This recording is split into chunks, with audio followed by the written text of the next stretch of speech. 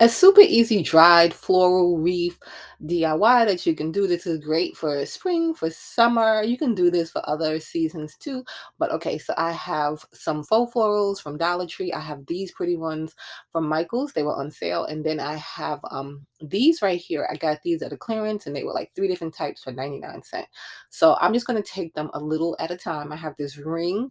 You can get a set of these rings at Dollar Tree, but I have the ring, and then I'm going to just start tying them with twine. You can use something different to tie it, something thinner if you want, but I feel like the twine works great. You don't want to take too much at a time because you want to be able to loop it around.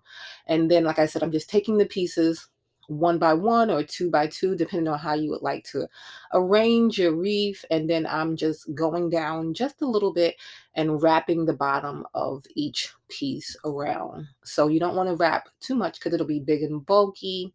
You want to just do it a little bit at a time, going down gradually, and just make sure you get it nice and tight so that nothing, comes off later. The great thing about the faux florals is that, you can just pop the pieces off so you don't have to worry about cutting those or anything like that. So once you're done with one side, you can do like I said, as much or as little as you want. You can just go on to the other side and just repeat the same process over. Just taking the pieces as you see fit and tying them. You don't want to do it too far down on the stems of the pieces because then they'll just flap around. So you want to do it as close as possible so that you have a nice snug look.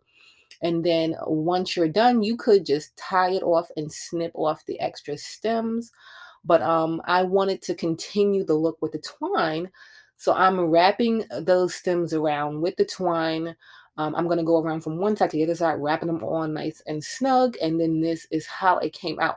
Make sure to follow along on That's So Trendy DIY on YouTube, on Facebook, so that you can get more fun, inspirational DIYs.